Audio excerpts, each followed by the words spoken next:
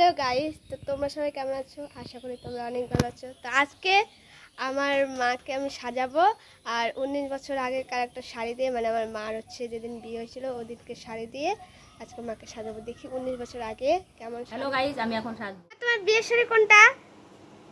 এইটা বার করো, ওটা এখন পরা পড়বি।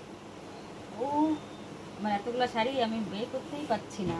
দেখো গাইস, এই যে মার এই যে শাড়ি এদিকে ভর্তি, এই যে আমার মার শাড়ি আরও আছে, এইটা পুরো ভর্তি, এইটা আরও আছে অনেক অনেক শাড়ি। ওই যে ওই ওই ওই পাশেরটাই ভর্তি একদম।